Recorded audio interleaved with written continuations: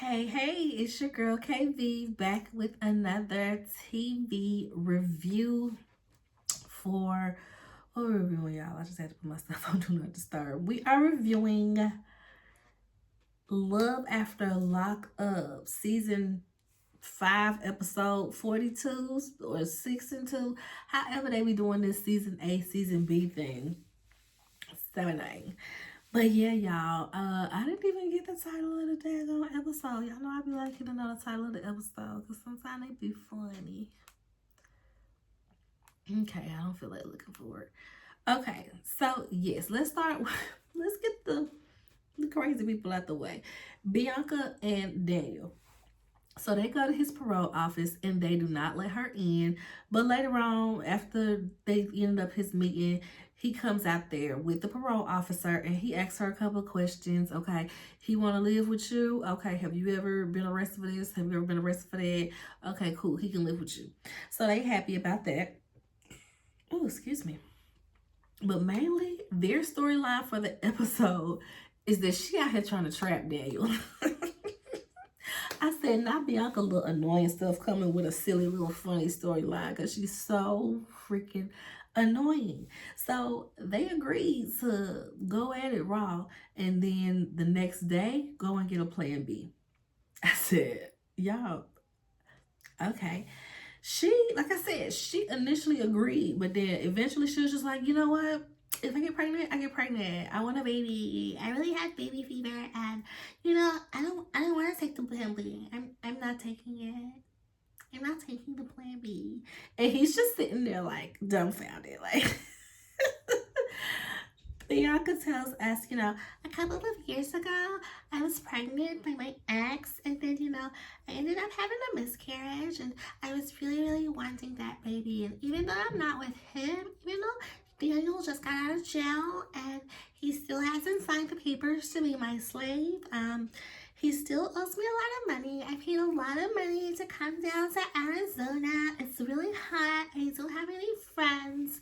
And the least he could do is give me a baby. Like, I don't understand what the problem is. Like, just because he doesn't have a job now doesn't mean that he wouldn't have a job in 9 months. I mean, it takes like a year to make a baby. And, I'm not taking the plan B. If I'm pregnant, I'm pregnant. Oh, wow. He is like about to poop a brick, y'all. He tells us that he has been married before and he has a teenage son from that relationship. I don't think he ever met the son, or if he did, it was like very early on where the son would absolutely not remember. And he just don't want to make no more kids if he hasn't made any efforts with the one that he already has. I said, look at you making a little bit of sense, but are you actually making an effort though? Let's get there. So he just needs to make his family and friends happy and leave this dang girl. Once she has her next cycle, so he know that she not pregnant, he needs to start making an exit plan because Jesus, she is exhausting. Next we see Zaria and Troy, y'all. They argued because she was holding out from him that they are behind on the rent at their office space for work for their nonprofit that they apparently only had one grant going into, but you got office space. Like I said, this is one of those times where I really hope that y'all doing stuff for the cameras and y'all didn't really rent out this office space and get behind on this rent and finna lose that space and lose your apartment because you ain't got rent money. Because to be so irresponsible to start a business and hop right into buying a physical space, it is insane. She is too grown for that. She is too grown. She should know better. Just because she can get approved to get this big old space, she should have knew better that off of one grant, you can't even plan out for the year. This business ain't even been in operation for a year and you've already ran out of money, but you already done rented out office space. Make it make sense. And I can understand if they had like a co-working space where, you know how they be having a little office space and you can like rent an office, or you can work in the space as a whole, or you can rent out a little suite. You know what I mean? I could even take that. You have like a couple of little offices right off to the side where it's the month to month. It's not too committal and everything like that. You ain't trapping no lease, but y'all had a whole office because you took him into where his office was. This is your office. I was like, oh, y'all got it like that. Y'all doing it like that. That the nonprofit that y'all just started 10 minutes ago. Okay. So yeah, she just let him know that they ain't got no money. The office rent ain't been paid in 2 months. So that mean they ain't been paid, because that mean the grant money done ran out and they ain't got no new grant since. So that mean they ain't gonna be able to pay the rent where they living. So that mean they might get evicted and we gotta figure something out. So Troy is like, figure something out? All I know how to do is sell drugs, girl. What are you talking about? Do you want me to go sell some drugs? Because I can go sell some drugs. I'm tired of you. You don't be telling me stuff. She like, see, this people be wanting you to be honest, but they can't take the truth. No, girl, you've been holding out for me. What are you talking about? Zaria is annoying. I want Troy to get far. I want like almost every man on this show to get far away from the woman that they are with. Daniel needs to get far away from Bianca, and Troy absolutely needs to get far away from Zaria. Tenny and Rob cool. Justine and Michael annoying, but they stuck. They can't go nowhere. Kim and Joey, we gonna see how stuck they are whenever they on the episode next. Brittany and Key-Rock cool. Louis, get far away from the woman that you're with. So back to Zaria and Troy.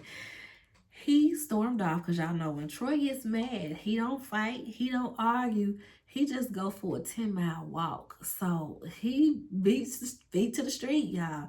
She's like, where's he going with all black on, with some shorts on, showing his ankle monitor, with a do-rag on, a pink do-rag. Somebody think they about to get robbed. They think he about to rob.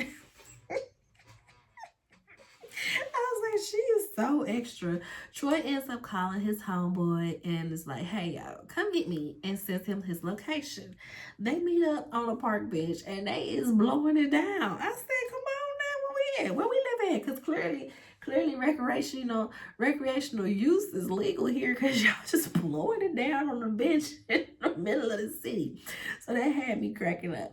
But his friend talks some sense to him. He's just like, boy, you just got out. You not finna go back to that way of life. Get it together, playboy. Smoke this joint. Calm down. And you ain't gotta walk back home. I'll take you back to the crib.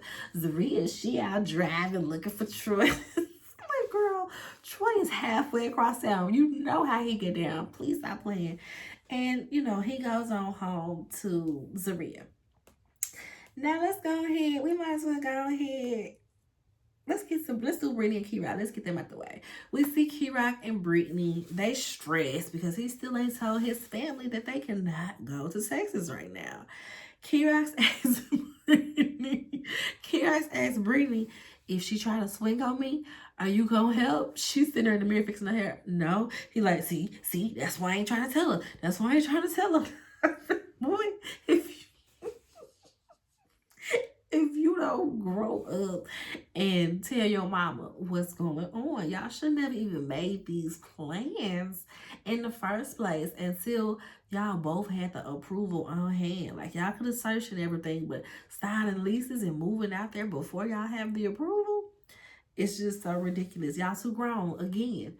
Too grown for these type. Well, they not too grown. They like early 20s. They still some kids. Bump your head a little bit. But yeah, that's what your 20s are for, I guess. Dumb mistakes. But your mama and your brother and everybody just well, I guess it don't really matter if you there or not. You'll get there eventually, but they'll hold down the fort while they wait for you. So she's in the house, and she's on the house yelling about how ain't nobody helping her pack. She's trying to get all this stuff out. And Bree and Key-Rock just sitting in the other room, just I'm like, All these grown people around, and y'all not finna help y'all mama get this stuff out the house. So yes, y'all, they finally tell her when she's literally loading up the truck, and she's like, "I'm following you, or you following me?" And they're like, "We gotta tell you something." Like she literally got the keys in her hand. "We gotta tell you something. We can't go off to Texas." The mama is mad. She yelling and cussing at them. The only reason she don't hit him is probably because the camera's around. That's what she give. She would have popped him in the side of the head. Like just pop, just a little slap to the back of the head. That's what she gives. So yeah, he deserved it though. Because why you gonna wait till she literally leaving out? She's like, "How long you knew?" "Since yesterday." "And you wait until we about to drive off?" Like, what's up? She like, "Whatever. I'm about to go to Texas. Y'all let me know how it goes." So Teddy and Rob, y'all, this was a touching moment. This was a touching moment. This what had me in my feels. We see the aftermath of the fight. Y'all remember Teddy and Rob, mama, they don't get along because of Rob mainly, but they don't get along because it started because of Rob, and the mama took it and ran with it. Took it and ran with it. She want her man back. And she said, "I want my son back. I want my son back." I'm like, "Girl, it's still your son. He's just not your man." Like, oh, it's crazy. The same son that she barely visited while he was in jail for 16 years, y'all. That's the part of it that really, really blows me about Rob's mom. Like, you didn't even put the effort in to be there for me when I need you most. You know what I mean? But you think that I'm supposed to put myself and my family and my adult life to the side to cater to yours. It is insane. I get it. She raised him. I'm sure she sacrificed a lot and really put a lot into raising him because he seems like an upstanding man. But the fact that she thinks that she's supposed to be fully taken care of in her able-bodied aging self is amazing to me. So, like I said, we see the aftermath of the fight. Mama is yelling, "I want my son back. I want my son back." She just talking smack about routine, calling her all out her name, Fat B, Fat B. If he walked away, she won't be able to do nothing. She is just too lit. And Teeny, her daughter, Cheyenne, she's like 14, I think. Such a sweet girl. She pulls her mama to the side. She's like, "Mama, breathe. Mama, breathe. You have to calm down. Mama, breathe." I'm like, oh man, look at the baby becoming the mama. Gotta coach her mama through a moment. So it was really cute to see. Once they get home, like I said, Rob seems like a solid man. Once they get home, he's talking to the kids. He apologizes for them having to having to see that mess, these grown people up in here acting a plum fool. And what happened? He like, "Yeah, y'all gone and take your showers and y'all can come on back now." And I guess, debrief for the end of the night or whatever. So he's sitting there talking to Teeny. She's still over there filming. Teeny can still fight right now. Teeny can still slap somebody. Cause Robin kind of like, he don't know how to feel. He just like, "Okay, y'all fighting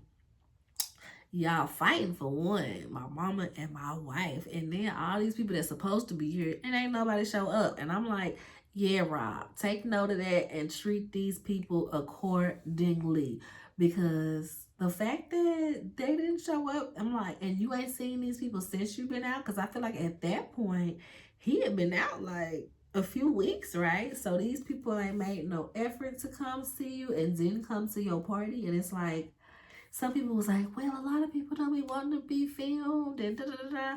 You know what? I get that, but you can very much not sign the release form and get your face blurred out and just sit over to the side and to the cameras. Like, the fact that did nobody show up for him, it was just real, like, you know what I mean? And he took note of that. He was in the kitchen real sad, just like, yeah, you be there for people, and the people that always call you and need some money or need this and need that, and when it's time to show up for you, they don't. He felt that, and he took note. Seemed like he took note. So next with them, we see Teeny's taking the kids to like a water park. and she's wanting to buy the season passes. She asked the lady, like, how much are the season passes for a family? Oh, it's $250. And she's like, ooh, $250. Ooh, that's a lot of money, huh? She's like, you know what? Here, go ahead. She feels like she owes it to the kids to apologize for what happened. And also, since Rob is home, they need a lot of family moments. So this would be a great place to have as a tradition, or every week, every other week, whatever, and they just come as a family. So she lets us know that their financial situation is very different now. When Rob was locked up, he was playing poker and gambling and clearly was winning big because he was able to send her money to take care of her and the mama at one point. But I guess once it came to him marrying Teeny, and that's where he gonna come home to, like I said in previous reviews, I'm sure he said, okay, well, that's where my bulk of my money needs to go, because that's where I'm going to be laying my head when I'm going to get out. It ain't my mama's house no more. It's over here. So the money started shifting. Mama got mad about it. Opposed to, everybody needs a job. Let's start there, y'all. Everybody needs a job. Tina got on this screen and told us that she is a She even... Tina even used air quotes. I said, baby, what the air quotes mean? I'm a stay-at-home mom and, I don't work. I said, Tina, you's a grown able-bodied person too. What you mean you don't work? Your children are old enough to be in school as well as in after-school programs. Like, you don't have no tiny babies where, I feel like I didn't send my baby to daycare till 2. So 2 and under, I can see you being at home if it would cost more to send them to a daggone daycare than it would for you to have a job. Knock it out. But past that, shawty, you need to be working. And your little son has got to be like, what, 7, 8? He old enough to be down to the community center taking some art classes or something for an hour until you can get home from work and y'all come on down. Cheyenne, come walk with him or whatever. Girl, like, stop playing with us. Go get a job. Especially now that he's not getting this fast money like he was in prison. And he's just like, yeah, he was working as like a trucker or something.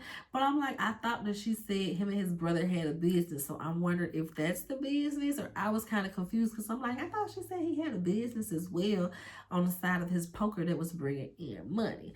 But right now, he just got his regular job, and she talking about she a stay-at-home mom. I'm like, you and his mom needs to go and get some jobs and stop depending on him. Rob seemed like a decent man. He seemed like a good man, Savannah. Don't be stressing that man and putting all that wear and tear on his heart. He had already been in jail for 16 years. Do you know what type of wear and tear that would do on your body and your mental? Sleeping on the metal beds, not having, proper showers, and cleanliness was probably not, the bestest of things. Food terrible. All this wear and tear on his body, and y'all want to let him get home and stress him out like this? They are despicable. Everybody, give everybody some lashes. Tina and Rob mama, line up and get your lashes, because y'all is doing too much. These kids got more sense and more decorum than these grown folks. They should be ashamed of themselves. Jesus. Lashes. Tina and Rob mama. What is her name? I cannot remember that name. Karen, Catherine, someone that came, maybe. Someone that come. So we see her talking to her daughter, and she thanks her for being there for her. She said, usually it's me having to calm you down and talk you down, but now it's you having to do it, and I appreciate you in that moment. I love you. She admits that it was hard to accept, but she truly appreciates that her daughter was there for her. And I'm like, that right there shows you that Tina is a good mom to them children, because the way that her daughter just went into that, okay, I'm protective. Okay, when I got enough sense to not do this, okay, let me focus on my mama and get her to the place where she can calm down and be okay and not be about to knock grandma upside the head. About to knock grandma upside their head. So she, for one, while she's talking to the daughter, the son is off with 2 little girls, one on each side, jumping in the pool. I should have like, well, he done made some friends. I said, not 2. He said, I'll take the both of you. Come on. I don't need no friend. I said, good Lord, you got one on your hands, girl. And so she lets the kids have their little moment while she walks off. And the daughter asks, well, how do you feel? Do you think that you can still see her as your grandma? He's just like, he understands that adults get mad and have moments, so he just ain't really tripping on it. He'll be able to forgive her or whatever. The daughter said, no ma'am, if it's up, then it's stuck. She put her hands on my mama. She can never be my grandma. I'm gonna be respectful because, that's how my mama raised me, but I ain't gonna never be cool with her. Cheyenne said she wanted to run in and fight with her mom. Cheyenne said, I wanted to go in and help you, but then I had to think, oh man, stay in a child's place and I'm going to probably get in trouble for that later. Like, you sit yourself down. Cheyenne a real one. I hope Melina had my back like that one day. It'll be like, nah, if it's about my mama, it's up and it's stuck, bro. Like, I don't even know why you came here with that nonsense. So while we are in high emotions and stuff, let's go ahead and get Justine and Michael out the way. Them and all these darn children and all of these emotions and personalities in the house. They have 8 children plus the 2 of them, and she's pregnant. So 10 and a half people in their emotions to account for, right? So Justine is out running errands. She got the baby with her, and she gets a call from her son, Santana, and he is in hysterics. Oh, Mom, I need to come home now. Mom, I need to come home. And she's like, what is happening? What is wrong with you? I'm guessing Michael's son must have called him too, or did Justine call him and tell him? I think both. I think Justine called him and he was like, yeah, he just called me too. And the kids is sitting there fighting and arguing. So Justine's like, when I get to the house, we can walk in together, but wait for me. I said, solid. Justine says that her son Santana is high functioning autistic, so he doesn't know how to communicate his feelings properly. But other than that, he's fine. So Michael's son was apparently picking on Justine's son, saying that he's not a man or some crazy stuff like that, and kept taking his phone from him. Santana says that Michael's son, I can't remember Michael's son, was it Michael Jr.? We're going to say Michael Jr. Santana says that Michael Jr. kept taking his phone and basically bullying him. And Michael Jr. says that Santana said, he was saying that my mom is better than your mom and my dad is better than your dad and yada, yada, yada. And so, they was in there going at it. You know what I mean? So Santana I guess once he gets his phone back from Michael Jr., throws it into the wall and breaks his iPhone. Breaks his iPhone, y'all. And then he's like, I can't get it repaired. Michael lost it. Michael absolutely lost it. He was like, y'all all punish me forever. He's yelling. And I'm like, is he just yelling at her son or is he yelling at his son too? Everything can make it look a certain way. So I don't want to jump to no conclusions, but I think I need to watch it back. I'm sure they'll play it on the next episode. They'll kind of, play through it to see how we get to him punching the wall and in the aftermath. Y'all know how they like to do drag out of scene and stuff like that. So he says they're on punishment forever and he's filming, he's losing it, he's punching the wall and stuff. And I'm like, sir, you are the adult. You are the adult. What type of behavior are you exhibiting for these children? You have 8 children in this house and you in here punching holes in the wall because they got to arguing and broken the phone.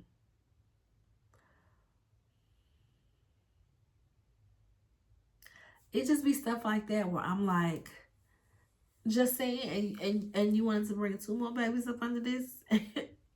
Okay. Because I wouldn't be surprised if the kids' arguments didn't get worse. Because look at the behavior that you're exhibiting for them to say, I'm mad. This is what a man does when he's mad. So now you're going to come home with holes punched in the walls when somebody gets mad or somebody gets too tired of bullying the other. It was just the most frustrating thing. Like, you need some anger management. And you need to let that trickle down. Let your kids get some therapy, go to some Jesus. What what does it even look like for a family of that many children trying to get family therapy? This would have to be group therapy at this point. They gotta pay group therapy prices. Oh my gosh, because that is like a smooth eight people at least that's gonna be getting the counseling, because the last two probably too little to really understand what's going on. That would have to be group counseling, y'all. And then who we got left? We did Bianca's, did Shady Rob, Justin, Michael, Kira, Melissa, and Louie. Louie is working at a pizza parlor. He is, just working away because she been nagging about a ring. She want a ring. She don't want nothing less than 2 carats. So Louie is just working away to get this ring, and he says he has to save $10,000 to get this ring. I was like, this would be so irresponsible if you really taking $10,000 worth of money that you earning / saving to buy on a ring. A ring. $10,000 need to be the whole wedding budget, period. 10,000, 2,000 on a ring, couple thousand on the engagement party, a few thousand on a little wedding, and call it a day. Like, that was so crazy to me that's. He's like, she deserves it, Mom. She deserves it. He says that she deserves it, and I guess, I'm sure she done spent way more than $2,000 on him. So he's like, I gotta pay you back 2 of the 15,000. Run it. I mean, 10 of the 15,000. Run it. Like, he gonna do whatever she say. Cause how much did she spend on his teeth alone? She spent so much. She gonna be paying on them teeth for a while, and I guess he probably gonna be paying on the ring for a while. So Louis is telling his mama she deserves it, Mom. And Donna was like, you need to just go there in my room and, just get one of my old rings out of my chest and give that to her. I said, baby, Melissa will come in there and cuss y'all both out if he proposed with one of your old rings. Melissa would cuss y'all both. Donna, you would catch them. You would catch that smoke that day too. I don't even know why you playing with this girl like that.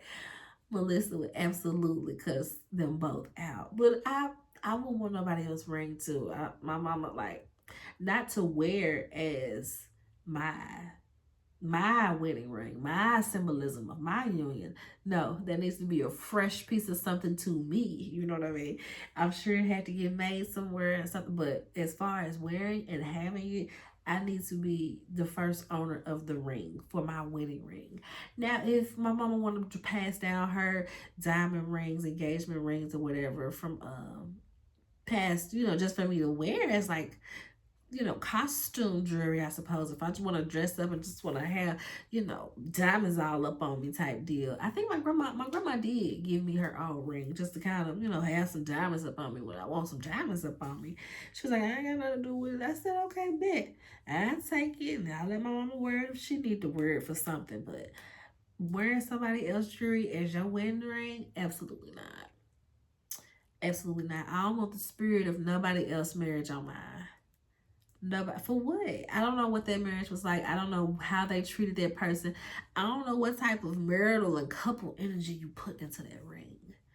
But Louis said he gonna buy $10,000 ring, y'all. I said it must be nice. I'm sure Melissa will appreciate that, and she'll stop nagging him, or she'll find something else to nag about at that point, because Melissa, nag is just her personality. You know what I mean? You know how some people just nag is her personality. So yeah, y'all, that is it for today. I'm ending on my birthday time, 6:08 in this B.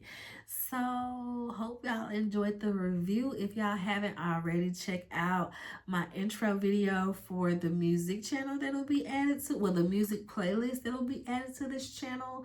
Just kind of see what I'm gonna be working on with that.